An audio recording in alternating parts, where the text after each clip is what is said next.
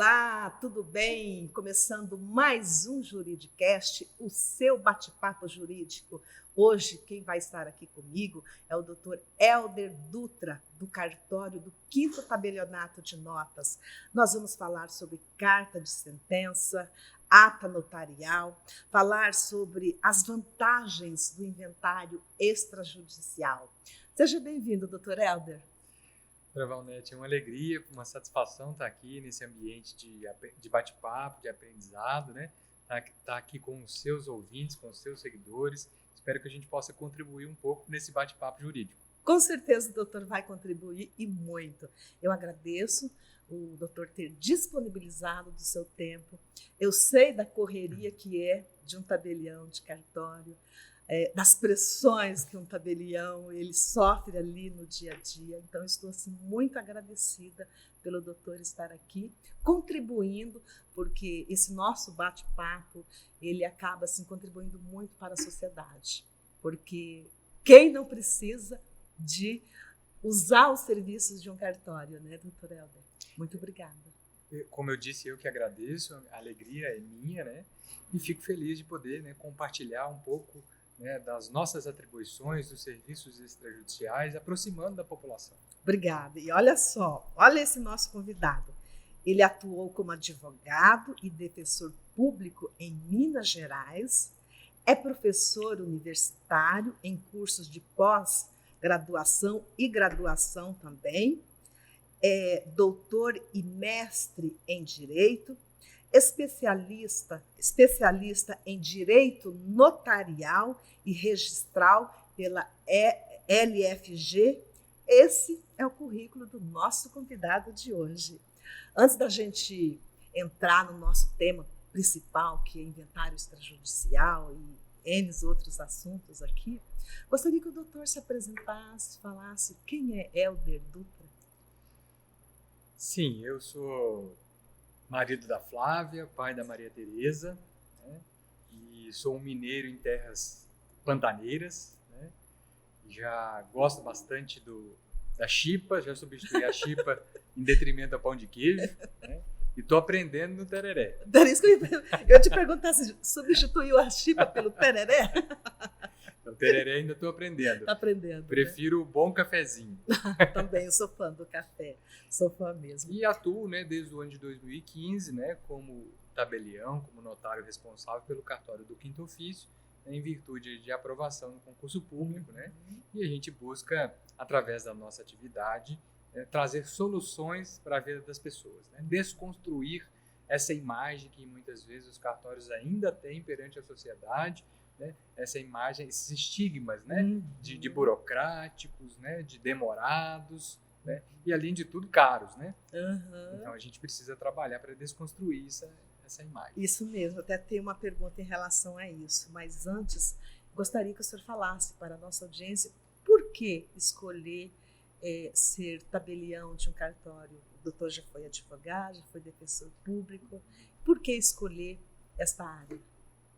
A atividade dos cartórios, a possibilidade de ingresso, né, na atividade dos cartórios, ela se ampliou nos últimos anos, né, com a intensificação dos concursos públicos em razão da atuação do Conselho Nacional de Justiça, né, e essa atividade que estava ali muito vinculada a critérios de hereditariedade, né, que passavam ali de pai para filho, começaram a ser ofertados no público em geral, né, para as pessoas que se habilitassem por meio do concurso público, né, que fossem aprovadas ali, então, numa série de etapas, né, que o concurso público exige, assim como um concurso, às vezes, de juiz, de promotor, de delegado, né, o concurso para cartório também tem lá, né, as suas dificuldades, né, e a atividade me chamou a atenção com a possibilidade, né, de ser um serviço público, né, uma função pública, mas uma função que tem uma gestão privada, né?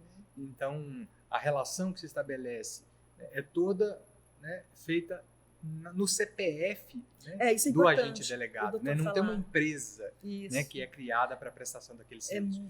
Então, os colaboradores são contratados no seu CPF, o prédio é alugado, né, no nome do tabelião, né? Então, toda a responsabilidade pela prática dos atos, inclusive a tributária, né, é toda em nome do tabelião. Então não há, né, uma proteção de uma empresa, de um CNPJ, né? A responsabilidade é pessoal e isso traz alguns riscos também, né, para o exercício da atividade. E é importante o doutor falar isso, porque realmente, eu vou até dizer que a maioria da população, ela pensa que é tudo custeado pelo poder público, né? E não é. Vocês não são funcionários públicos, né? Vocês exercem uma atividade privada, né? Isso é importante falar. Não é uma atividade, né? Uma função pública, um serviço público, mas é gerido por um particular, né? Não tem impostos, né? Não tem tributos que alimentam, né, essa atividade. Né? Aqueles cartórios, é um grande número de cartórios, né? Inclusive são cartórios deficitários, né? Que não arrecadam o mínimo ali para a sua manutenção. Né? Aqui no estado de Mato Grosso do Sul, por exemplo, eles recebem uma compensação, né, que decorre da contribuição dos outros notários, dos outros cartorários. Né? Mas não é um tributo, não é um imposto. Né? Os cartórios atuam sim, os tabeliães e registradores atuam sim na fiscalização da cobrança de impostos, né? Auxiliando o Estado, né? Auxiliando o município, o Estado na cobrança dos impostos de transmissão, por exemplo. Né? Mas isso não fica, né, em momento algum, né, no tabelião. Né? O tabelião e o serviço ele é desenvolvido, né, inclusive os atos gratuitos, né, que são muitos, que são praticados, né, são pagos pelo próprio usuário do serviço, né, que paga a taxa, que paga os emolumentos. Né? Lembrando também que em Mato Grosso do Sul, né, cerca de 35%, na verdade 35%, né, de todos os valores que são arrecadados nos cartórios, né, eles são repassados para outros órgãos públicos. Né? Então, quando a pessoa vai solicitar qualquer serviço, do mais barato ao mais caro, 35% são repassados. 15% para o Tribunal de Justiça, 10% para o Ministério Público, 6% para a Defensoria Pública, 4% para a Procuradoria-Geral do Estado. Né? Então, são vários outros entes. O sistema de justiça, né, também recebe recursos decorrentes, né, da atividade notarial e registral, ainda que não tenha um vínculo direto com essa atividade. É importante também o doutor falar isso, porque a pessoa ela vai até um cartório, faz ali um investimento, ali, ou uma escritura pública, um registro de um imóvel, e sai dali pensando que todo aquele investimento que ela deixou ali vai para o bolso do tabelião. E não é a realidade, né, doutor? Além desses repasses, né, os valores, né, que são pagos nos cartórios, né, servem para, né, fazer toda a manutenção da prestação do serviço, né? Então o aluguel do ponto, né, toda a estrutura, né, e o pagamento dos impostos, né, dos colaboradores. Eu mesmo, né, sou tributado na pessoa física, por exemplo, no imposto de renda, né, e só depois, né, então como é uma atividade privada, né, venda, né, faturamento não significa lucro. Exatamente. Né? E a mesma coisa, né, de qualquer comerciante que tem lá seu negócio, né, ele fatura, né, e aquilo que fecha ali no final do caixa não é a efetiva remuneração dele, né? Ele tem uma série de compromissos e obrigações que ele precisa honrar antes, e se a gestão dele for melhor ou pior, né, ele vai ter um lucro maior ou menor. Isso também se aplica na atividade dos cartórios. E as pessoas que elas precisam do serviço dos cartórios, elas não são chamados de clientes, né, doutor Helder? Elas são usuários, né? A legislação, inclusive, né, atribui um pouco, né, essa nomenclatura, né, usuários dos serviços notariais e de registro. Né? Se aproxima um pouco mais do perfil dos clientes, né, até no próprio tabelionato de notas, nos cartórios de notas. Né? Porque como entre os cartórios de notas, né, aqui em Campo Grande tem 9 cartórios de notas, o usuário pode escolher, né, qualquer um desses para praticar os seus atos, né, isso falando de Campo Grande, né, isso abre uma certa concorrência, o que é muito bom para o usuário. Sim, né? Eu entendo que o usuário nesse momento, que o cliente nesse momento, vai procurar aquele serviço em que ele é melhor atendido, né? Que ele é atendido com mais cordialidade, que ele é atendido com mais presteza, né? Que o atendimento, de um modo geral, né, tem mais qualidade. Tem mais qualidade. E quem ganha com isso é sempre o usuário. Usuário, né? Isso mesmo. O cartório do Quinto Ofício fica na Dom Aquino. Fala para nós aí o endereço. Tem estacionamento, né? Isso é muito bom.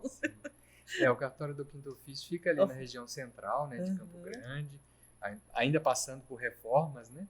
Mas ele fica ali na Rua Dom Aquino, 1330, né? Bem em frente ali às lojas americanas, né? E a gente tem ali nessa região central convênios, né? Com estacionamentos que podem franquear ali uma facilidade, né, maior de acesso para a pessoa que vai utilizar os nossos serviços. Isso é muito bom.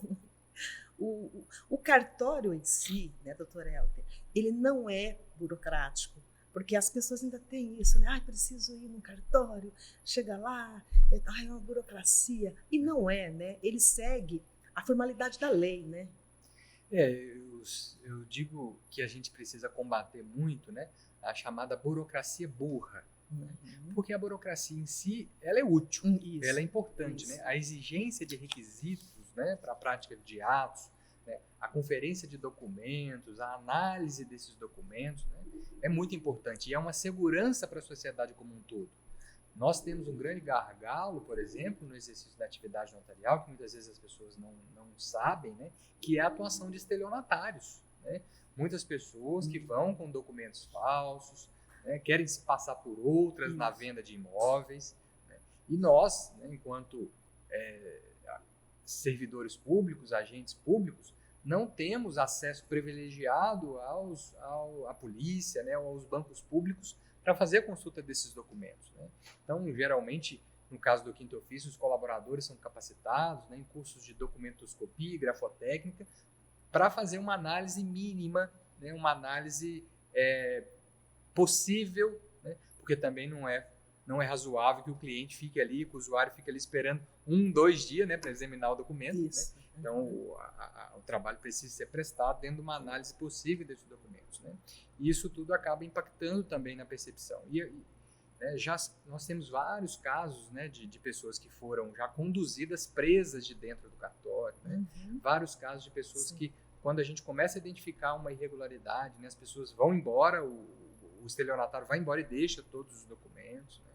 Então, são situações que protegemos, né, as pessoas proprietárias de bens, de móveis e imóveis e a sociedade como um todo. Isso mesmo. Né?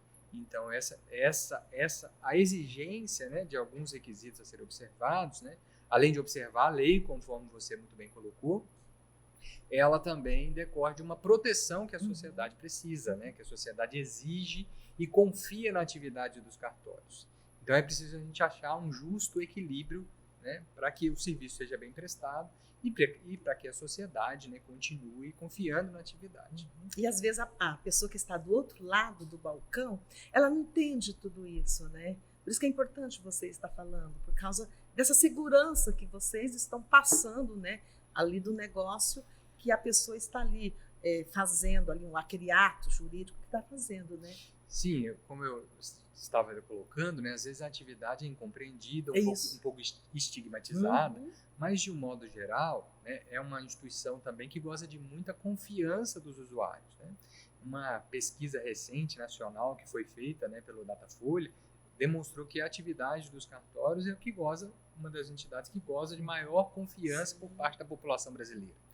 Então as pessoas geralmente, né, quando praticam um ato no cartório, né, elas ostentam, né, uma escritura. Então, eu tenho a escritura do meu imóvel. Né? O contrato está registrado em cartório, né? Está com a firma reconhecida. E tudo isso para a sociedade tem muito valor. Muitos atos, inclusive, doutora Valnete, não são obrigatoriamente, né, não tem uma obrigatoriedade de serem praticados no cartório. Né? Mas os usos e costumes, né, essa confiança que é passada pelo serviço acaba fazendo com que as pessoas procurem, né, o cartório para a prática desses atos. Doutor Helder, vamos falar um pouco sobre essa inovação que teve agora nos últimos anos dos cartórios, principalmente digital, tem o e-notarial, e-nota, né? E-notariado, né? E-notariado, né? E a nomenclatura também de e-nota está correta ou não? Tem o sistema mais recente, né, que é o de reconhecimento de assinaturas eletrônicas, que eu chamo de e-note assina, né? Certo. Mas o o nome mesmo central é o e-notariado, né? O notariado eletrônico. Né? Explica para nós um pouco. Essa é a possibilidade que principalmente se fincou, né, na realidade brasileira após a pandemia. Né? Que houve essa necessidade, né, de diminuir, né, os contatos físicos, né, de observar um distanciamento. Então, hoje, praticamente, todos os atos notariais praticados em cartórios de notas podem ser feitos eletronicamente, podem ser feitos remotamente. Certo. Para isso, né, as pessoas precisam ter um certificado digital. Né? Para aqueles que já têm um certificado digital, né, ICP Brasil, por exemplo, né, que a doutora, como advogada, né, tem um certificado emitido pela OAB, ele tem validade, né? Ele precisa ser renovado, ele tem um custo. Né? Esse certificado, por exemplo, ele é válido para praticar atos notarizados. Certo. As pessoas que eventualmente não têm o certificado digital, né, não têm uma relação, né, tão presente com a prática de atos no meio digital, né, os cartórios estão habilitados a fazerem certificados eletrônicos notarizados. Né? E é um certificado que o próprio cartório de notas emite, né, no celular, um aplicativo no celular, né, que ele faz o credenciamento ali do usuário, né, e aquele certificado pode ser utilizado para a prática dos atos notariais na plataforma do e-notariado. Né? Ele não é um certificado amplo que vai ser usado em outras finalidades, pelo menos no momento não.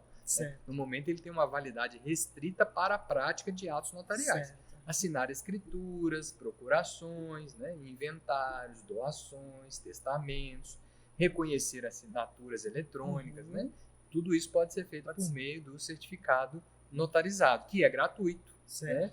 E é emitido, então, por qualquer tabelião, presencialmente ou de modo remoto. Tá. A nossa audiência é tanto de pessoas leigas como também de advogados. Vamos dar um exemplo.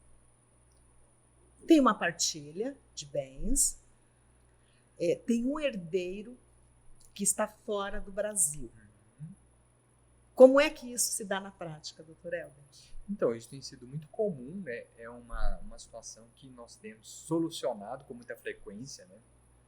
Esse herdeiro que no sistema anterior, né, antes da quebra desses paradigmas, precisaria geralmente se ele não pudesse vir até o Brasil, né, ele precisaria que é o caso. Ele precisaria se deslocar até um consulado brasileiro, né, que geralmente fica só nas capitais, né, dos países. Então, geralmente, grande número das pessoas às vezes faz um deslocamento considerável, 400, 500, 600 quilômetros, né, para agendar né, a realização de uma procuração no consulado. E aí, depois, na data marcada, geralmente, ele iria voltar, praticar o ato, lavar a procuração, né? Precisaria de ter uma pessoa também de confiança no Brasil, né? Para que fosse o procurador, né? O seu procurador aqui no Brasil. Depois de lavrado o ato, ele ia estar ali com um documento emitido pelo traslado, precisava ir até os Correios, né? Mandar para cá, para os Correios, esperar o tempo disso, para chegar aqui para o procurador ir, né? Até o cartório, assinar fisicamente o ato. Agora, né, nesse novo mundo digital, a gente consegue atendê-lo, né, fora do país. Se ele já tiver um certificado digital, já está, né, com a primeira etapa vencida. Se ele não tiver, a gente consegue emitir esse certificado notarizado. Né? Lógico que a gente tem que emitir o certificado garantindo a mesma confiança, a mesma autenticidade de um ato físico. Né? Então, a gente tem que tomar alguns cuidados para que não haja atuação aí de um bandido, né? De um estelionatário que esteja querendo se passar por outra pessoa. A gente consegue emitir o certificado, né? Agendar com ele o horário, encaminha para ele a minuta do ato, por exemplo, do inventário. Ele vai ler, né? Buscar o seu assessoramento com um advogado. Estando tudo ok, a gente marca o dia. Né? As pessoas que estão no Brasil podem comparecer até o cartório ou não, elas também poderiam assinar remotamente, à distância, né? Assinam um ato e esse herdeiro que está no exterior, né, na hora marcada, às vezes até respeitando o fuso dele, né, assina o ato, né, pelo certificado digital e fazendo uma videoconferência, né, que fica armazenada dentro do sistema notarial e é repassado ali naquela videoconferência os principais elementos, né, do ato, os principais elementos, por exemplo, do inventário, como você colocou. E a partir daí, esse ato vai ser encaminhado para onde ele tem que produzir efeito. Cartório de registro de imóveis, Detran, junta comercial. Né? Então, há um encurtamento, né, de distâncias, há uma economia de tempo e de recursos financeiros. Muito mesmo. Que maravilha isso, hein? Que bom que veio, né? E veio para ficar, né, doutor Recentemente, a gente lavrou uma escritura, por exemplo, uma pessoa que é de Campo Grande, mas que está no exterior, e investe em Campo Grande, né? É muito comum no perfil dos brasileiros que vão para fora, né? Investirem aqui no país ainda. E ela comprou um imóvel, né, aqui em Campo Grande, sentada da casa dela, né, com um certificado notarizado, fazendo a videoconferência. Né? É muito mais prático, igualmente seguro, né, e sem precisar de fazer todo esse procedimento. Então, é isso que eu estou falando, encurtando distâncias, economizando tempo e dinheiro. Né? Para mim, é uma burocracia que faz sentido. Verdade. Né? Não tem o estigma da burocracia burra, conforme a gente estava colocando aqui no início. Doutor Helder, foi lavrada uma escritura de inventário no cartório, marcou o dia para todos os herdeiros irem assinar essa escritura. No momento ali, um herdeiro se recusa a assinar. Como é que fica? Vamos dizer assim, que 4 herdeiros, 3 já assinaram e o último, por algum motivo familiar ali, se recusou e não quer mais assinar. Como é que fica as custas nesse caso? Um dos requisitos, né, para a prática de atos em cartório é que haja o consenso. Isso. Né? Então, é preciso haver o consenso. Então, mas vamos assim supor que tinha todo o consenso. Sim. Na hora, ali houve alguma desavença, que família, o doutor sabe como que é, né? E desandou o negócio ali. Então, a nossa lei de emolumentos, ela prevê, né, o regramento de emolumentos, né, de cobrança de atos, né, dos custos, né, para a prática desses atos, ela prevê que quando o ato já está, né, concluído e há pendência ou há uma desistência na assinatura por culpa da parte, né, por culpa do usuário, é devido 50% de custos. Né? 50%. Então, se o valor custava R$1.000, as pessoas terão que arcar com 500. Né? Afinal de contas, o serviço foi prestado, né? E por uma razão diversa, né? Porque tem vários motivos, né, no âmbito familiar, que isso pode eventualmente acontecer. Então, há uma penalidade, né, digamos assim. Até porque um trabalho foi prestado. Faz sentido, do profissional, né, do advogado, que também é outro profissional imprescindível, né, para a prática desses atos no cartório, né? Então, inventário, divórcio, todos esses atos que antigamente eram praticados apenas no Poder Judiciário, né? E a gente observa esse movimento de desjudicialização, como a própria uso capião, né, com possibilidade de ser feito no cartório, precisam necessariamente da intervenção de um advogado também. Que pode ser um advogado para cada herdeiro, um advogado para cada parte, um advogado para o marido e para a mulher, ou pode ser único, né, que também é o mais comum. Né? Até porque, sendo requisito consenso, né? Geralmente um único advogado, de um modo geral, consegue, né, estabelecer essas balizas do acordo. Né? É isso mesmo. Eu abri no meu Instagram uma caixinha de perguntas. E aí eu recebi as seguintes perguntas. Por que na lavratura da escritura de inventário extrajudicial tem que ser atualizada as certidões de casamento? Eu sei, claro, a resposta, mas vamos, né, passar para frente essa resposta para as pessoas que têm essa dúvida ainda. Por que atualizar a certidão de casamento? Qual o fundamento? É porque às vezes realmente a pessoa não entende. Né? Mas está aqui minha certidão de casamento? Houve uma alteração, né, do Código de Normas Extrajudiciais, que é um documento bastante importante para quem, né, atua como advogado e até mesmo para o usuário, principalmente para aquele que tem um pouco mais de conhecimento jurídico, né, conhecer para atuar no extrajudicial. Né? Ele foi reformulado em 2020 e trouxe essa exigência, né, de atualização das certidões, né, de nascimento, de casamento, para a prática de atos transmissivos de direito, né, para a prática de atos transmissivos principalmente de bens imóveis. Né? Isso tem um fundamento, né, na exigência, na garantia da segurança jurídica né, que envolve a transmissão desses imóveis. Né, porque uma determinada pessoa, né, poderia, e como antes dessa exigência às vezes acontecia, né, vir com uma certidão desatualizada. Né? Muitas vezes a pessoa já havia se divorciado, ou casou de novo, ou se declarava solteiro, mas na verdade era casado, né?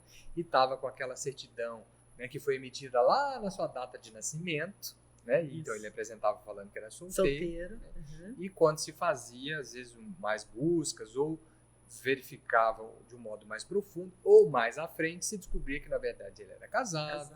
Né? Estava vendendo aquele imóvel, né, em desrespeito a eventual direito do marido ou da mulher, né, ou que ele vivia em união estável. Né?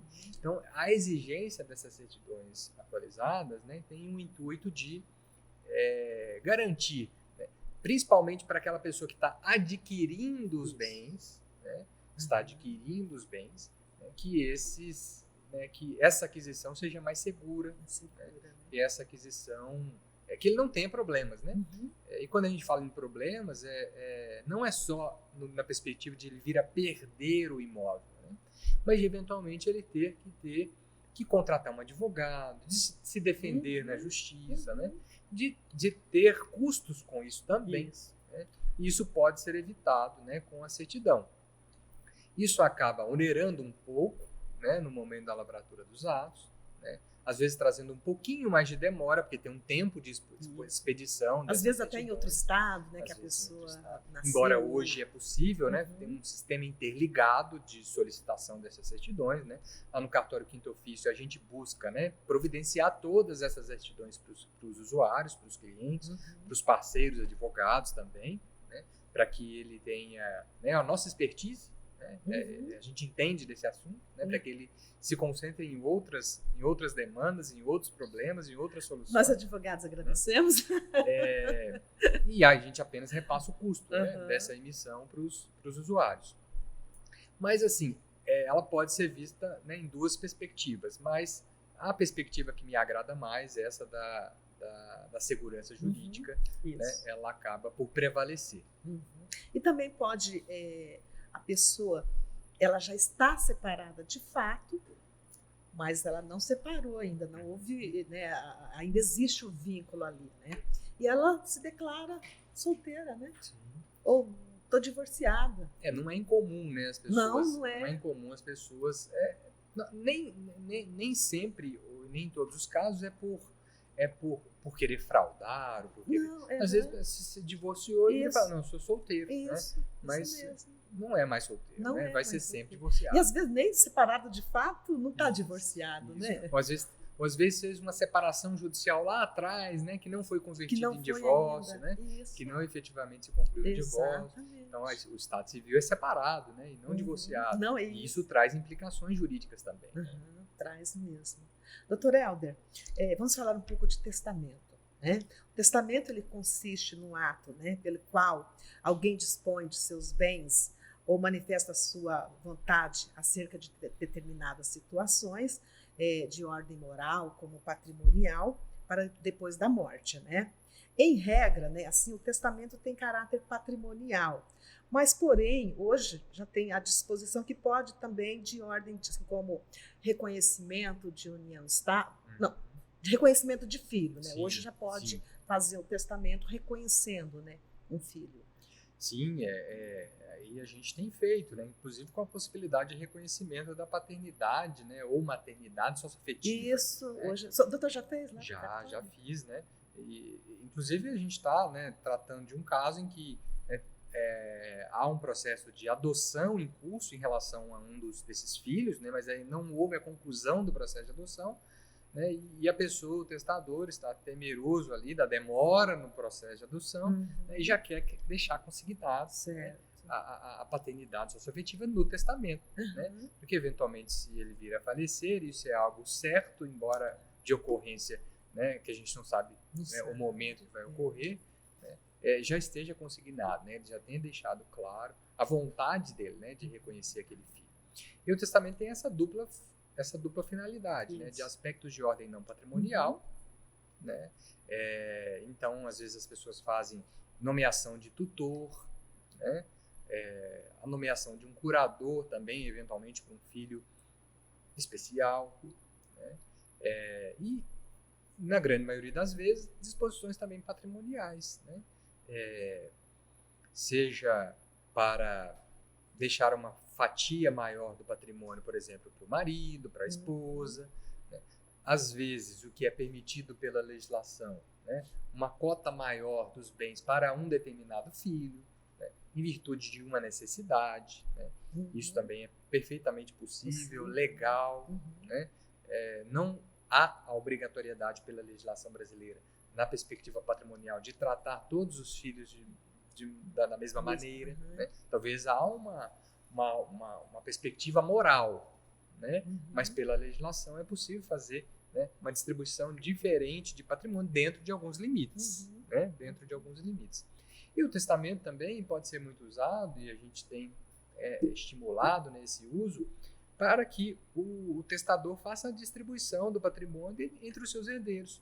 Às vezes ele tem um determinado imóvel, um ponto comercial, que aquele filho já usa, né? Aquele filho já tem ali o desenvolvimento do seu negócio, então ele pode saber, eu quero que na cota do meu filho, aquele imóvel ali fique com ele. Né? O outro tem uma habilidade maior com a fazenda, com a área rural, e às vezes o testador tem uma fazenda. Eu quero que a cota do meu filho, para pagamento da herança dele, fique naquela fazenda. Né? Então, isso funciona. Para que eles não recebam, né, todo mundo uma cota igual, né, que é o que a gente chama de condomínio, e o condomínio também é um grande, né, local, um grande berço de conflitos. Isso. Né? Então, na medida do possível, num inventário e em um testamento onde a pessoa pode fazer já essas escolhas, né, distribuir os bens evitando a formação do condomínio. Através do testamento. Né?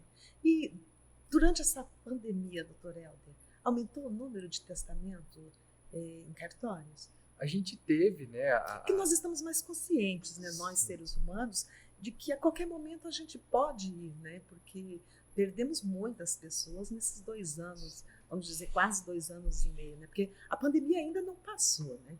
Ela ainda está aí. Né? Sim. A gente teve, sim, um aumento, né, da prática de atos de testamento nos cartórios, de um modo geral. Isso é um fato, mas não chega a ser um aumento tão significativo. Né? Acho que a pandemia trouxe para nós, né, nos aproximou essa certeza, né, ou esse sentimento da finitude, né, que é mesmo da morte. Mas nós ocidentais, né, de um modo geral, e os brasileiros em especial, não temos muito a cultura, né, de se pensar na morte. Né? A gente acredita que ao pensar nisso a gente vai trazer mal ao gouro, né? Vai trazer a morte para perto, né? Que é uma visão de ver um pouco simplória, né? Digamos assim. E também um outro aspecto que a gente também não é muito afeto ao planejamento. Né? Geralmente a gente costuma fazer as coisas, né, de última hora. Né? A gente não costuma, infelizmente, a gente não tem a cultura de uma atuação preventiva, né, de consultar um advogado antes de fazer uma determinada negócio, né, um determinado ato. Né. Quase sempre a gente faz primeiro, né, e depois pede para o advogado, vai atrás do advogado para resolver o problema que surgiu. Né. E também, dentro da perspectiva do planejamento, é uma lógica inversa. Né. Você deve procurar um auxílio jurídico, né, para que você, né, organize as coisas. E na perspectiva do planejamento sucessório, o testamento é um ótimo instrumento. Temos outros, né? Mas o testamento ainda cumpre uma finalidade muito importante, porque ele distribui os bens, ele deixa ali a manifestação de vontade do testador, mas o testador não perde a disponibilidade dos bens, os bens continuam de propriedade dele, ele não perde a liberdade em relação aos bens, ele pode vender aqueles bens, né?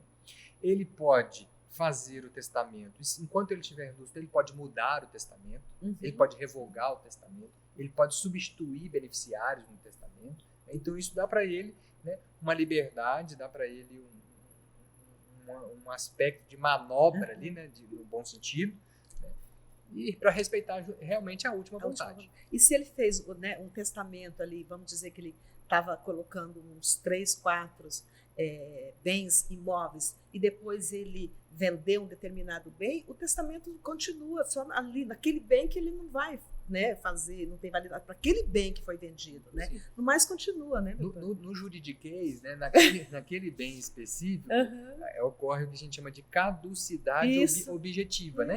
Então, naquele bem o testamento não vai produzir efeito. Isso. No outro, que ainda existe, que ainda permanece, vai produzir efeito perfeitamente, né? Então, essa é uma outra vantagem. O que, por exemplo, contrapõe com a doação. Porque a doação é um bom instrumento, né? Inclusive, dentro de um planejamento sucessório, fica mais barato, né, fazer a doação dos bens em vida do que deixar para o inventário, né, principalmente na perspectiva, né, do imposto de transmissão, né, que no caso da doação é 3% aqui no nosso estado. No testamento no inventário já começa de 6%, né? Então é o dobro, só nessa perspectiva. Mas na doação, o doador, o proprietário dos bens, ele perde a disponibilidade, né? Porque o bem passa a constar no nome do herdeiro, né? No nome do beneficiário. Ele pode apenas reservar, né? Pode reservar um usufruto, ele pode continuar usufruindo daquele bem, se está alugado, ele pode continuar morando, né? Aquela pessoa não vai tirar ele ali enquanto ele tiver vida, né? Mas se eventualmente, e às vezes algumas pessoas têm isso como valor, né? Se ele precisar se desfazer daquele bem, né? Ele já precisaria, né, da concordância, digamos assim, né, do herdeiro, do beneficiário, que é agora o proprietário, né? Então, isso às vezes, para algumas pessoas, não faz muito sentido. Né? Mas há uma infinidade de instrumentos, né? E o testamento, a doação, nós tratamos alguns deles aqui, e pode auxiliar a pessoa nesse planejamento. O testador, ele fez um testamento, para que esse testamento depois não venha ser questionado após a sua morte, ele já passa por um médico, aí fica um atestado ali, dizendo que ele está apto, que ele não tem nenhuma deficiência. Um terceiro pode ir lá no cartório e solicitar cópia desse atestado, doutor Helder? Não há exigência. Ou isso não é comum? Não há exigência pela legislação, né, de que o testador exija, né, que o tabelião exija, né, que o testador apresente um atestado médico. Certo. A verificação da capacidade, da lucidez, do discernimento, né, é feito pelo profissional do direito, que é o próprio tabelião, que vai lhe fazer uma entrevista reservada, vai verificar, né, com as suas impressões, né, se aquela pessoa está apta, está lúcida para praticar os atos. Em algumas situações, né, às vezes até uma pessoa com uma idade um pouco mais avançada, ela traz, né, ali um atestado, às vezes uma pessoa que tem uma doença também degenerativa, talvez o tabelião também recomenda, né, que a pessoa produza, né, um atestado médico, para dar mais robustez, né, com um elemento técnico, aquela análise ali que é feita pelo tabelião. O testamento, embora seja público, né, ele tem esse nome de público, ele não tem ampla publicidade. Né? Quem pode ter acesso ao testamento é o testador e, lá no cartório, né, o testador ou uma pessoa, um procurador nomeada pelo próprio testador. Né? Se um herdeiro ou qualquer outra pessoa, né, quiser ir lá para ter conhecimento acerca do testamento, o cartório não entrega a certidão, não entrega a cópia desse testamento. Né? Apenas ele tem uma maior publicidade depois que o testador já estiver falecido. Né? Se o testador já estiver falecido, qualquer pessoa, não apenas um herdeiro, pode ir até o cartório com a certidão de óbito do testador, né? Que aí o cartório vai fornecer uma certidão do testamento. Mas só após o falecimento, né? Que é justamente o momento do testamento produzir efeito. Porque o testamento ele tem uma eficácia contida, né? Ele só produz efeito após a morte. Após a morte, né? Então qualquer pessoa, independente dela não ser herdeira, se ela estiver de posse com a certidão de óbito, ela pode ir no cartório e ter acesso ao testamento. Pode. Isso é incomum, né? Geralmente não acontece. Já aconteceu lá? Quem tem interesse... O doutor já aconteceu? Não. Quem tem interesse quando acontece são os próprios herdeiros, né? Os próprios herdeiros que comparecem no cartório para solicitar eventualmente a certidão do testamento. Doutor Helder, recentemente Não, antes de eu fazer essa pergunta, vamos continuar aqui no testamento, que tem mais uma ainda, né? Eu também sei da resposta, mas como a nossa audiência, como eu disse, né, tem tantas pessoas leigas como advogados também, tem testamento, esse inventário pode ser feito pela via administrativa, lá no cartório? Então, em princípio, quando há testamento, né, o inventário precisa ser judicial, né, em princípio. Em princípio, né? Mas já é possível, né, que esse testamento, toda vez que há um testamento, ele precisa ter um procedimento prévio, né, um procedimento anterior de validação, de confirmação desse testamento em juízo, né, lá no juízo da sucessão, lá na vara das sucessões. Né. Neste procedimento, validado o testamento, é possível que o advogado, que os herdeiros, solicitem ao juiz a autorização para lavrar esse inventário no cartório. Né. Então, após esse procedimento prévio, né, autorizado pelo juiz, mesmo havendo testamento, né, o inventário pode ser feito na via extrajudicial. Né. Sem esse procedimento prévio, né, o inventário não é possível fazer no extrajudicial, né, e, como eu disse, de início, né, quando há testamento, o caminho é o judicial, né, havendo essa possibilidade do procedimento prévio, que tem que acontecer de qualquer maneira, né, nesse procedimento, ser solicitada a autorização para que isso seja feito no cartório. Agora, tendo menores em São Paulo, há pouco tempo, né, houve uma autorização, né, para fazer um inventário pela via extrajudicial, mesmo tendo menor. E aqui, como é que está? Chegando lá, uma pessoa procura o quinto ofício para fazer uma escritura de um inventário extrajudicial e tem um menor. Qual que é a posição do doutor? Então, doutora Valnete, se tiver menor ou incapaz, né, pela lei, né, pela uma lei federal, né, pelo nosso Código de Processo Civil, ela dispõe que não pode ser feito o inventário na via extrajudicial, porque para proteger os interesses do menor, precisaria antes ser ouvido o Ministério Público e o juiz. Né? Então, esse é o procedimento padrão. Né? Já se tem algumas decisões Brasil afora, esse procedimento, inclusive, já foi regulamentado no Mato Grosso, já foi regulamentado no Acre, né? Em São Paulo já tem surgido também algumas decisões. Fora de São Paulo já tem a regulamentação, sim, em alguns estados. Sim. Mesmo havendo menor ou incapaz, se a partilha dos bens for igualitária, quer dizer, se todos os herdeiros forem receber a mesma cota, né, em frações ideais, né, é possível, né, pedir ao juiz um alvará, né, para que esse inventário seja feito no cartório. Né. Às vezes o ouvinte vai pensar assim, né, quem está nos assistindo vai pensar, mas se eu já vou, né, entrar no judiciário, eu já faço lá, né?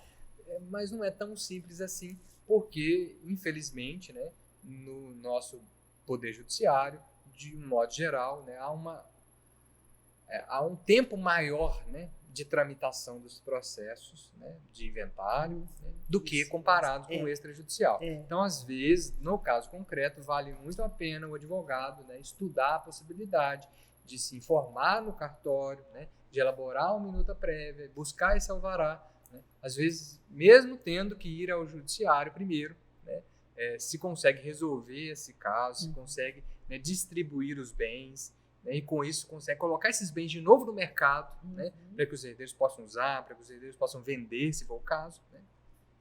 E aí, do que aguardar ali todo o trâmite do processo de inventário judicial.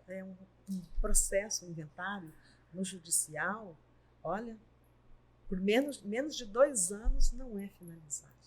Não é. Por mais que esteja ali tudo redondinho, como falam, né?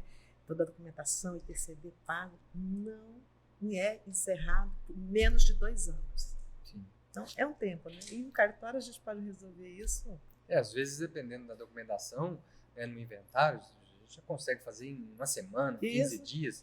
Às vezes, se o caso é um pouco mais complexo, demanda também um pouco do próprio advogado, mas não do advogado em si, dos clientes, né? Porque a gente sempre precisa de documentos, né, dos usuários, documentos dos clientes. E esses documentos chegando mais rápido, esse documento chegando, o advogado entregando ali no cartório, o que é mais demorado é esperar a guia do ITCD porque a Cefaz fica responsável pela avaliação, né? A palavra final é dela, né? E o que eu acho assim, mais demorado é a guia do ITCD. Sim. Ela está liberada ali para o cliente pagar. Esse é um grande gargalo e às vezes é o que representa, né, nos inventários o maior custo. É né? mesmo, é verdade. Então, às vezes as pessoas também não sabem muito disso, né? Às vezes vão fazer o inventário, né, vão pagar ali o ITCD e tá achando que está pagando para o cartório, né? Enquanto está pagando o imposto de transmissão. Às vezes está achando que está pagando para o advogado, né? Enquanto está pagando o imposto que é devido no caso do inventário. Mas nos orçamentos de vocês vem bem discriminado ali, o TCD, valor da escritura, valor do registro, das certidões. Então, assim, como a gente apresenta para o nosso cliente, eu pelo menos nunca fui questionada, né? Porque eu já apresento ali. É um dever de transparência. Exatamente. Né? De prestar conta. E é muito bacana que é feito tudo ali, o cliente ali, do advogado, ele não precisa se preocupar em levar para outro cartório. Eu gosto muito desse trabalho que vocês prestam. E aí eu digo, olha, agora é só a gente aguardar e já vai vir com a certidão no nome de vocês, herdeiros. Isso é muito bom, né? Isso é um diferencial também, do lado do quinto ofício, mas também de outros cartórios aqui em Campo Grande, que tem essa tradição, né, de fazer todo esse trabalho, né, para o usuário, para o cliente do cartório, também para o parceiro, para o advogado. E em outros estados, como Minas Gerais, que eu conheço também a realidade de São Paulo, a pessoa procura o tabelião de notas, o advogado procura o tabelião de notas, ele lava a escritura e entrega na mão do cliente. Né? E o usuário que vai ter que ir até o registro de imóveis. Né? Se tiver algum problema, alguma exigência no registro de imóveis, ele vai ter que buscar solucionar, levar isso até o tabelião lá de notas de novo, né? Resolver lá, levar de novo para o cartório de registro de imóveis. E eu tive um caso concreto, doutor. O inventário ele foi processado pela via judicial, finalizado em 2013, só que o advogado fez, pelo que eu entendi, né? Ele entregou para as partes. E isso faleceu o esposo. Quando a esposa viúva, ela faleceu em 2020, aí os herdeiros me procuraram. Ok, tudo bem, tudo certo. Já foi feito o inventário? Não, o inventário do meu pai já foi feito, está tudo certinho. Na hora que eu pedi a certidão de matrícula, está no nome do seu pai aqui. E não está nem no nome da sua mãe aqui. Você está dizendo que seu pai é casado. Lá vai ter que regularizar. E todo o trabalho, por quê? 2013 era físico os processos. Lá vai o cartório do FOC ter que digitalizar. Mas demorou mais de 6 meses para poder regularizar esse inventário que foi finalizado em 2013, para depois entrar com outro inventário. A gente pode até brincar, falar assim, o jogo só termina quando acaba, né? Então, é dever aí de nós que atuamos nessa área, né? Levar o processo, né? Concluir todo o trabalho até o fim, até a entrega do documento pronto, né? Exatamente. E assim, o extrajudicial já tem essa vantagem por causa disso. Você leva, faz tudo ali. Sim. E o advogado, como os herdeiros, eles não precisam se preocupar. Não vai acontecer isso de, não, o inventário do meu pai foi concluído, está tudo certinho. Por quê? O cartório já fez esse trabalho para os herdeiros e para o advogado. Né? Isso é muito importante para o sistema como um todo, né? Deixa as pessoas mais seguras. Né? Porque é comum, né? Às vezes a pessoa ela não faz por maldade, ela esquece. Ou a pessoa leiga, ela pensa que já está tudo bem, encerrou, não precisa mais levar para o cartório para que seja feito o registro no nome dos herdeiros, né? Ela pensa que está tudo bem. Já estou com o documento. E aí os herdeiros não tinham também o formal de partilha, então foi bem trabalhoso. Posso imaginar. Foi bem trabalhoso. Doutor Helder, é bem comum também, nós advogados, a gente se deparar com herdeiros que não têm, né, dinheiro para pagar ou os custos, os emolumentos, cartorário, o posto ITCD, que a gente sabe que não é barato. E recentemente houve, né, uma alteração na resolução 35 do CNJ, autorizando, né, os cartórios extrajudiciais a fazer uma escritura pública nomeando a nomeação do inventariante. O que facilita que, caso o falecido tenha deixado um saldo no banco, fala para nós mais dessa... Esse é o que, na atividade notarial, né, no meio dos cartórios, a gente tem denominado de alvará notarial, né, que é a possibilidade, né, de os herdeiros, junto com o advogado, comparecerem no cartório previamente, né, lavrarem uma escritura preparatória de nomeação de inventariante. É como se fosse o termo de inventariante lá do inventário judicial, né, e já descrever ali naquele termo, né, que os custos vão ficar em X, né, o falecido ele tem X no banco, né, e aí a gente discrimina esses valores ali. É lavrada então a escritura, com essa escritura preparatória de nomeação de inventariante, com esse alvará notarial, se vai até o banco, procura o gerente, né, com as guias para pagamento, né, do imposto de transmissão, né, dos valores, né, devidos ao cartório de notas e ao cartório de registro de imóveis. Né. Lá no cartório a gente já usou, assim, emitindo boleto, né, em nome do cartório, para que seja debitado lá na conta do falecido. Né. Pode ser também a indicação da conta bancária do cartório, né, com os valores certinhos, para o gerente fazer a transferência. Né, e, através disso, permitir que o inventário seja feito na via extrajudicial. Né, sem que, também nessas situações, às vezes, que a pessoa não tem dinheiro, para liquidez, que às vezes tem bens, mas não tem liquidez. Não tem, né?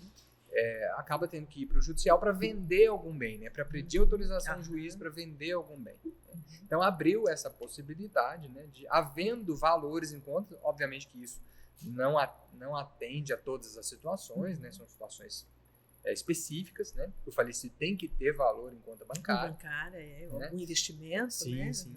E aí, esse valor é usado, né, para pagamento das custas e do imposto, permitindo, então, uma resolução mais rápida, permitindo a solução no próprio cartório de notas. Bastante importante o doutor falar que não é simplesmente, né, lavrar essa escritura, fazer essa escritura de nomeação do inventariante e ele ir lá e sacar. Não, ele precisa fundamentar, ele precisa mostrar ali para o gerente do banco para que vai ser utilizado esse dinheiro, né? Não é simplesmente, porque quero tirar, estou precisando. Sim. E a gente até orienta, né, até para dar segurança à própria instituição financeira, né, que não haja liberação de dinheiros diretamente para o inventariante. Né, que a instituição financeira, que o gerente do banco, efetue o pagamento daquelas guias, né, emitidas, ou faça a transferência, ou pague o boleto diretamente na conta. Né? E até uma segurança para o inventariante também, né? Para que não circule dinheiro, né, nas mãos dele, para que ele eventualmente tenha que prestar conta disso. Né? A responsabilidade do inventariante é grande. Muito grande. Então, feito esse pagamento aí das guias, né, o advogado retorna ao cartório e aí a gente vai fazer a escritura de inventário, né, já ali no cartório, com a conclusão da escritura de inventário, encaminhar eventualmente para o registro de imóveis, se tiver bens imóveis, né, para o Detran, se tiver veículos, né, para a junta comercial, se tiver cotas sociais. Né, então, esse é o caminho natural aí dessa escritura. Essa escritura, ela feita dentro do prazo de 2 meses, que é para abertura do inventário não ter a multa que incide no ITCD, ela suspende, né, essa multa. O que também ficou bem claro lá na resolução 35 do CNJ, né, que essa nomeação do inventariante, essa escritura preparatória do inventariante, ela é o termo inicial, né, o começo, marca o início do inventário extrajudicial. Então, isso também é muito bom para os herdeiros, né, porque se eles procurarem um cartório, procurarem um advogado, isso for feito em 60 dias, né, mesmo que o inventário seja feito 6 meses depois, né, não vai haver a incidência, né, da multa pela não abertura do inventário no prazo de 60 dias. Então, se a nomeação do inventariante foi feita dentro de 60 dias, ele vai estar livre dessa responsabilidade, né, desse aumento do custo, né, que infelizmente também é bastante frequente, né, nos inventários que a gente... Muito. Verdade. Porque esses 60 dias eu penso que é um período muito curto, né, geralmente as pessoas ainda estão, né, em luto, né, ainda estão num processo de refletir, né, sobre aquela perda. Exatamente. E é comum, né, nesses 2 meses aí, como o doutor disse, a pessoa ainda fica meio ali não querendo mexer com isso para não ficar revivendo, por mais que ela está sentindo todo ainda aquele luto, passando por aquele luto, né? E às vezes fica ali naquele sofrimento e quando viu, 2 meses passa muito rápido, Sim. né, doutor? Sim. Muito rápido. Uma outra caixinha aqui, uma outra pergunta da caixinha, doutor Helder. Olha só, tem contrato de compromisso de compra e venda de um determinado bem que foi vendido em vida pelo falecido, quitado com todas as provas, tá? Tem as provas da quitação. Nesse caso, tem a possibilidade de fazer a escritura pública, obrigando o inventariante a assinar a escritura de compra e venda, transmitindo o bem oficialmente para aquele promitente comprador? Isso também é uma possibilidade, né, bem interessante, porque ela já está prevista nas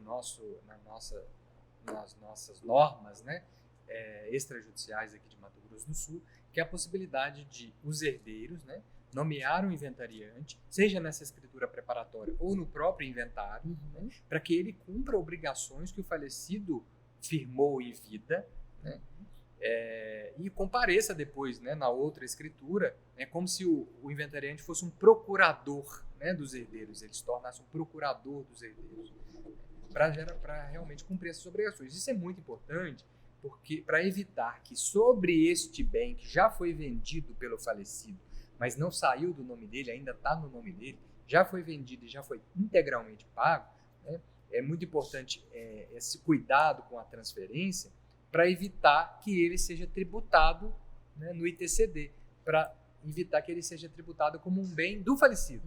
Né? Vai ter que pagar mais imposto. E é um bem que já foi vendido, né? Então não faz sentido. Então, e de um modo geral, né, o adquirente desse bem, o comprador desse bem, também deveria, né, e deve ter todo o interesse de transferir o bem para o nome dele, né, de transferir esse imóvel para o nome dele. Então essa solução também ajuda a resolver muitos problemas. Por quê? Porque antes dela, para fazer a venda desse imóvel, era necessariamente exigido um alvará judicial. Né? Então, tinha que entrar com o inventário judicial, né, e aguardar ali o tempo, né, de expedição de um alvará, as justificativas para o juiz autorizar e, a partir da autorização do juiz, lavrar a escritura. E hoje esse tempo foi encurtado. Tá, então, tendo o contrato, as provas de toda a quitação dessa venda pelo falecido, né? Só que o inventário já foi encerrado. Os herdeiros não levou aquele bem para o inventário porque tinha ciência que o bem foi vendido. Esse comprador, ele pode pegar esse contrato ainda, por mais que o inventário já foi finalizado, e lavrar essa escritura, obrigando o que foi inventariante lá no inventário a assinar? Aí a gente precisaria de ter, né, seria 2 caminhos. Ou ter um alvará judicial autônomo, né, que vai ser feito lá pelo juiz, para o juiz autorizar, né, ou fazer uma escritura de inventariante, de nomeação do inventariante, né, específica para essa finalidade, né? Porque o inventariante precisa ser autorizado expressamente pelos herdeiros, né? Ele não pode ter ele não tem um cheque em branco. E se todos os herdeiros vêm assim nessa escritura? Porque, em princípio, né, como o bem vai estar no nome do falecido. Isso. Né? Então, para a transmissão dos bens pelo falecido, né, precisaria do procedimento de inventário. Então, nessa escritura, né, que é feita, ela é feita o espólio do fulano de tal, né? O fulano de tal falecido, representado pelo inventariante, né? Ele transmite o seu bem para o comprador, né? Lá que ele comprou lá atrás, que não foi transferido para o nome dele, né? Então, os herdeiros não poderiam diretamente outorgar essa escritura. Para fazer isso, só se o bem tivesse no nome deles, né? E aí o bem teria que ter passado pelo inventário. Entendi. Né? Então, o caminho mesmo é esse. Isso pode ser feito, inclusive, na via judicial, né? Só que na via judicial, a tradição é do alvará, né? É da expedição do alvará. E já na via extrajudicial já surgiu essa possibilidade. O comum, o correto, é que seja feito antes da conclusão do inventário. Mas, por exemplo, vamos imaginar que a pessoa faleceu e tem vários imóveis que ela vendeu e que ainda estão no nome dela, né? E ela precisa ir outorgando essas escrituras, os herdeiros precisam ir outorgando essas escrituras.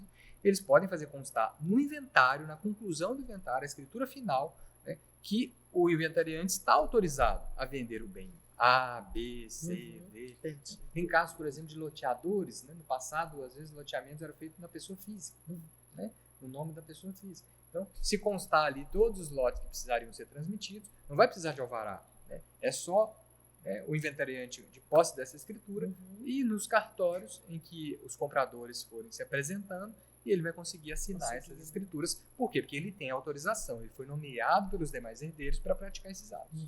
Entendi. E outra pergunta da caixinha: o compromisso de compra e venda, ele pode ser registrado na matrícula do imóvel lá?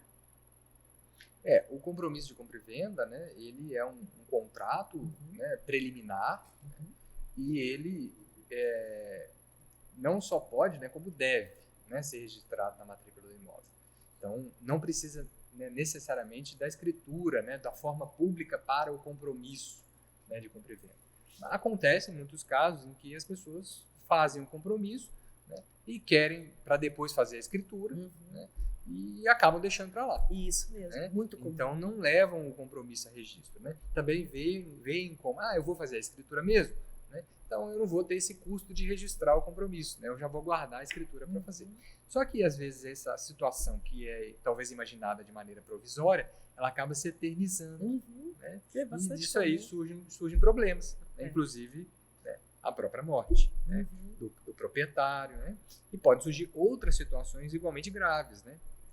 Esse proprietário do imóvel que te vendeu, né, ele pode responder por uma reclamatória trabalhista, ele pode responder por uma dívida fiscal, né, por um débito fiscal. Isso pode atingir o imóvel, né? E depois trazer algum problema para você, né, transferir esse bem. Isso mesmo. Então são riscos, né, que estão envolvidos aí com esses negócios ocultos, né, que a gente chama no direito.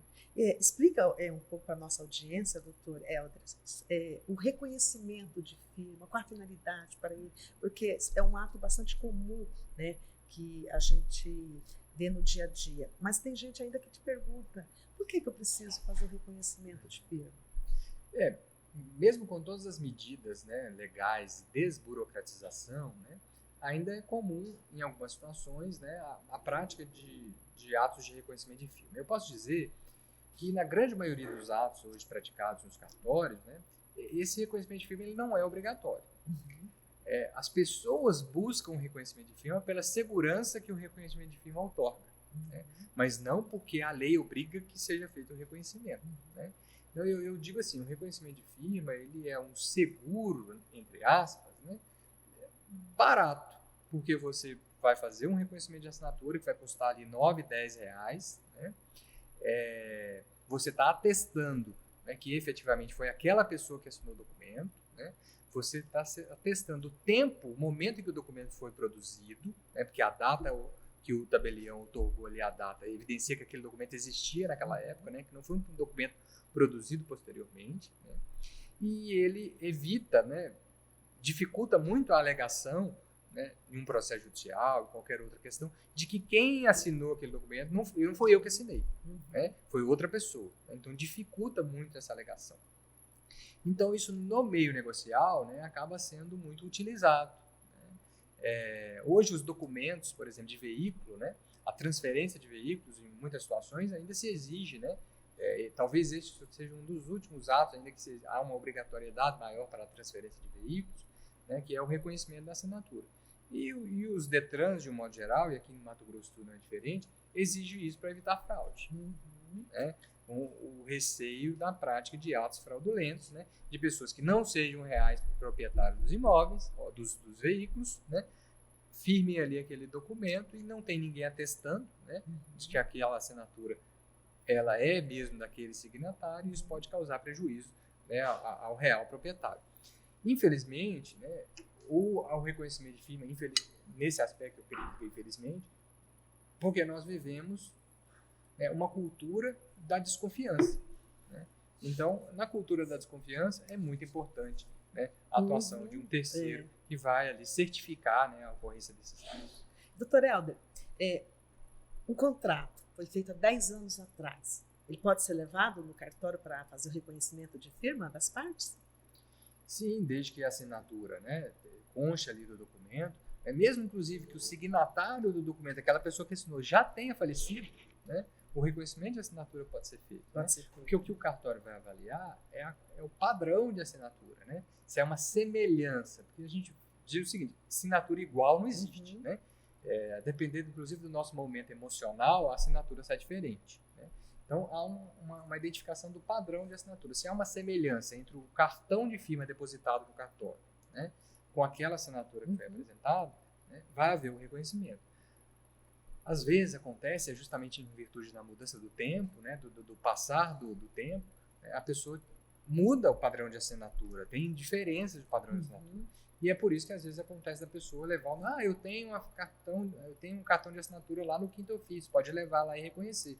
E às vezes chega lá, a gente acaba tendo que negar porque o padrão de assinatura está diferente, mudou. Né? Isso às vezes gera alguma né, incompreensão, uma certa insatisfação também por parte dos usuários. Mas a gente tem que lembrar o seguinte, que ao ser negado, né, a prática de um reconhecimento, por exemplo, de assinatura, a gente está protegendo a própria pessoa que depositou verdade, o cartão lá. Né? Porque se alguém imitar, ainda que seja uma imitação muito próxima da assinatura dela, se a gente for rigoroso, se a gente estiver bem qualificado, a gente vai conseguir, né, fazer essa identificação. E eu gosto sempre de lembrar nessas situações, né, que o cartório, no meu caso, principalmente no cartório de notas, eu não ganho nada ao negar. Eu só ganho receber. Né? Então, eu não tenho interesse nenhum em falar que não dá para fazer o ato. Você está dando segurança, Sim, né? Pelo contrário, né? Eu só recebo, né? A atividade só funciona se a gente praticar atos. Né? E não se eu negar a prática de atos. Né? Se eu negar, eu não recebo nada. Né? Mas eu tenho que, obviamente, em função da minha atividade, né? Cumprir o que a lei determina, né? E outorgar para a sociedade, né, e para os usuários do cartório a segurança que eles esperam. Isso mesmo. E, doutora, dentro da própria escritura, de inventário, pela via administrativa, pode haver o reconhecimento de união estável? Sim. É perfeitamente possível, né, o reconhecimento da união estável entre companheiros, né, dentro do próprio inventário extrajudicial, desde que haja concordância dos herdeiros. Né? Então, se todos os herdeiros, né, ali, comuns ou não, né, concordarem com aquela união estável, ainda que não haja um documento, né, que ateste a existência da união estável, os herdeiros concordando aqui sendo realmente, né, meu pai vivia com essa senhora, ela é companheira dela, minha mãe vivia com esse senhor, ele era companheiro dela, ainda que eles não tenham sido casados, né, obviamente. Isso vai ser reconhecido direitos para essas pessoas nos inventários extrajudiciais. Estamos chegando ao fim do nosso bate-papo, mas ainda tem algumas perguntas. Pela via administrativa, há a possibilidade do parcelamento do ITCD? Isso já está um pouco mais... havia uma resistência, né, por parte da Cefaz, né, no parcelamento aqui em Mato Grosso do Sul, no parcelamento do ITCD. Hoje já se é possível, né, apenas... há um impedimento, né? Há uma situação, né, porque o cartório só pode lavrar a escritura quando o parcelamento tiver sido concluído, né? Quando o imposto estiver integralmente quitado. Né? Então é possível parcelar, a Cefaz tem admitido, né? Mas a gente só consegue concluir o processo, né, na hora que tiver tudo quitado. Né? E por quê? Por que o tabelião tem que se meter nisso, né? Vamos dizer assim. Porque, pela legislação, o tabelião é responsável tributário, né, pelo recolhimento desses impostos. Então, se o tabelião não exigir o recolhimento, né, se não tiver a responsabilidade de exigir, o Estado ou o município, no caso do ITBI, pode cobrar do tabelião. Então, né, como tem uma responsabilidade patrimonial aí, né, obviamente a gente tem que tomar cuidado, porque senão, né, se a gente começa a ser responsabilizado, imagina, por todos os atos que são praticados, né, realmente não há serviço que se sustente dentro de uma perspectiva, né, de gestão financeira. Com certeza. Então tem que aguardar a quitação daquele parcelamento para depois finalizar o inventário, né? Isso. E, doutor Helder, vamos para um caso. O casal vivia união estável. Vamos matar o homem, né? O companheiro morre, não deixando filhos, netos, pais, avós, tem condições desse inventário ser pela via extrajudicial, a única pessoa que ficou foi a companheira. Ele não deixou nem filhos, nem pais, não deixou, aliás, ascendentes nem descendentes. Esse inventário pode ser feito pela via administrativa? Não, em princípio, não. Há necessidade, né, de que compareça no inventário extrajudicial algum herdeiro, né, que seja herdeiro junto com esse companheiro, né, para reconhecer a existência da união estável. Né? Isso é o que decorre ali de uma interpretação da Resolução 35 de 2007 do CNJ, inclusive deixa isso muito claro lá.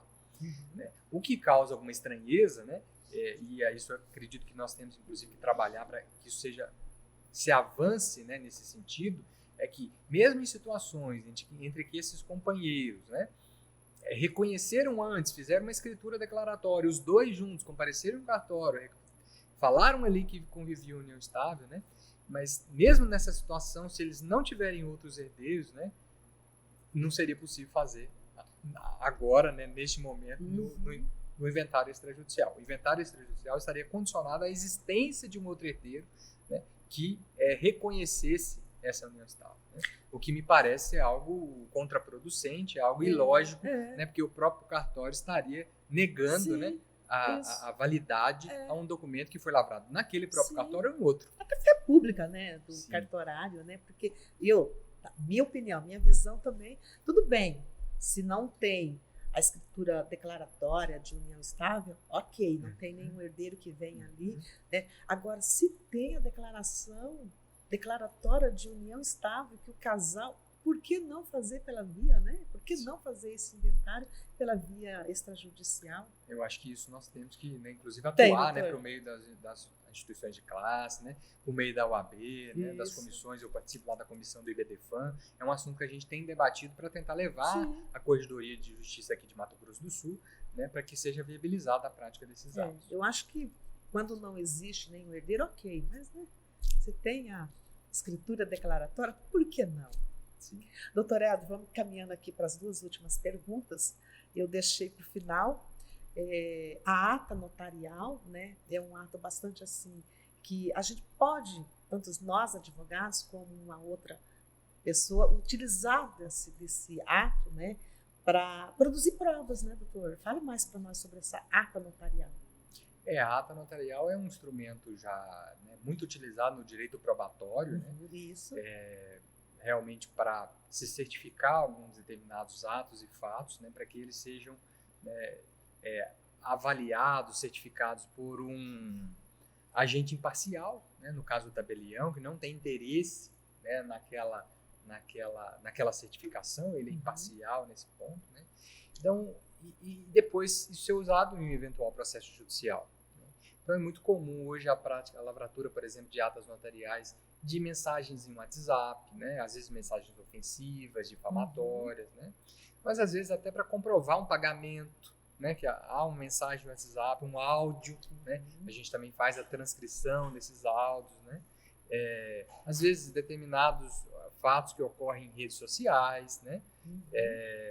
E também para constatação de outros fatos. Como uso capião.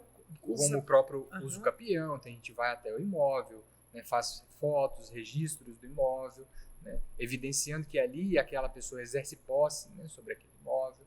Né. Situações, às vezes, de contrato de locação, em que o locador é surpreendido com o abandono do imóvel pelo inquilino, às vezes abandonou o imóvel em um estado, né, danificando o imóvel. Né. Então, para que o locador consiga, né, reaver, né, esse eventual prejuízo que ele sofreu, é importante que alguém vá ali naquele momento e constate, né, esses fatos. Não que ele vai ficar esperando ali uma perícia judicial com o imóvel fechado. Isso. Então, isso também tem sido bastante utilizado no mercado imobiliário. Vou te fazer uma pergunta. Não ri da minha pergunta. Pode ser feita a ata notarial para constatar uma união estável? Não, me parece que é perfeitamente Vem na minha cabeça essa. Me parece que é perfeitamente possível, né? A ata notarial, ela exige essa constatação pelos sentidos, né? Então pode ser pela visão, né? Pelo olfato, né, pelo tato, né, tudo isso pode ser constatado pela ata notarial. Né? Então, eventualmente, é possível que fazer uma diligência até a casa do casal, verificar que as escovas de dentes estão no mesmo pote, né? Isso é um indicativo, né, de que aquelas pessoas viveriam em união estável. Né? Embora o mais comum é realmente a escritura declaratória, onde eles afirmam, né, que vive em união estável, até porque ela é mais barata. Né? Ela produz o mesmo efeito e é mais barata do que a ata notarial. Recentemente eu tive num evento onde o doutor estava palestrando e o doutor falou sobre carta de sentença notarial. Eu achei bastante pertinente para que o senhor fale para nós também sobre essa carta de sentença notarial. Então, a gente já lavrou algumas cartas de sentença notarial aqui no nosso estado, né? E elas geralmente decorrem das situações em que há uma decisão judicial, né, que ela precisa de ser cumprida, né? Então, o caminho normal é que o judiciário emita, né, essa carta de sentença, né? Um formal de partilha do inventário, né? A carta de arrematação, de adjudicação, isso que é o normal. Só que às vezes o herdeiro não solicitou, o interessado não solicitou, ou está demorando muito a emissão desse documento lá no Poder Judiciário, né? O interessado, o advogado ou o próprio interessado, pode procurar um cartório de notas, pode procurar um tabelião de notas, né? Fornecer ali os documentos essenciais exigidos pela legislação para a emissão dessa carta de sentença, né? O tabelião vai fazer a certificação disso, vai conferir a autenticidade disso no processo judicial, né? Vai encartar todos esses documentos, né? E emitir, então, a carta de sentença notarial, né? Facilitando, né? Diminuindo ali o tempo de espera, né? E permitindo com que aquela decisão judicial efetivamente produza efeito. Né? Então, vamos dizer, tem um processo de inventário correndo na via judicial. Vamos dizer que já foi concluído, já foi homologada a partilha. E se não foi homologado? Se não foi homologado, está pendente. Eu não ia homologar. Aí, se não for homologado, aí você pode trazer para o extrajudicial para a gente fazer o inventário extrajudicial. Né? Mas a carta é de sentença. Né? Então, tem que esperar. Só posso fazer um documento, né, depois, com a sentença. Claro. Com a sentença, inclusive, é requisito da carta de sentença o trânsito em julgado. Né? Então, a gente tem que comprovar que daquela decisão não cabe mais recursos. Entendi. Né? Para que aí, sim, ela está apta para produzir plenos efeitos. Muito obrigada pela explicação, doutor. Chegamos ao fim do nosso bate-papo. Agradeço pela contribuição. Tinha certeza que seria um bate-papo bem agradável e bastante valioso. Muito obrigada pelo doutor dispor desse seu tempo, vir aqui e tirar assim, todas essas dúvidas, inclusive de perguntas que eu recebi na caixinha. Muito obrigada, doutor Helder. Provavelmente eu que lhe agradeço aí pela oportunidade de estar aqui falando com você. É sempre uma alegria, sempre um bate-papo muito proveitoso, de muito aprendizado, muita troca de ideias, né? E estar aqui também com os seus ouvintes, com as pessoas que lhe acompanham também pelas redes sociais, né? Poder conversar acerca da nossa atividade, né? Desmistificar um pouco a atividade notarial e registral. Eu sempre digo assim, abrir a caixa preta, né? Que envolve às vezes a atividade dos cartórios e demonstrar que a gente também tem avançado, né? Que nós também temos, né, acompanhado a evolução, né, do mundo contemporâneo, né, se adaptado a esse mundo mais digital, né, e assuntos como blockchain, atos eletrônicos, certificado notarizado, certificado digital, backup em nuvem, né, que são assuntos hoje, né, próprios, né, desse mundo digital, desse mundo eletrônico, já fazem parte também do nosso vocabulário. Fala o Instagram do cartório, doutor Helder. Sim. O Instagram do cartório é 5ofício CG. Né? 5ofício CG. Né? Pode ser acompanhado. Se pesquisar lá também pelo 5ofício, né? Já vai encontrar, né? Tanto o perfil, nós temos perfil no Instagram, no YouTube, né? Também no Facebook, né? Que a gente posta ali as novidades, né, as atualizações legislativas que podem auxiliar os nossos parceiros, os nossos usuários, os clientes do cartório, né, na atualização. Eu sou seguidora e tem, assim, auxiliado bastante. Que bom, ficamos felizes. Muito obrigada, gratidão pela tua presença. Mais uma vez, o prazer é todo meu. E o cartório do Quinto Ofício, lembrando, ele fica na Dom Aquino, entre 14 de julho e Calógeras. E assim nós encerramos mais um Juridicast e até o próximo.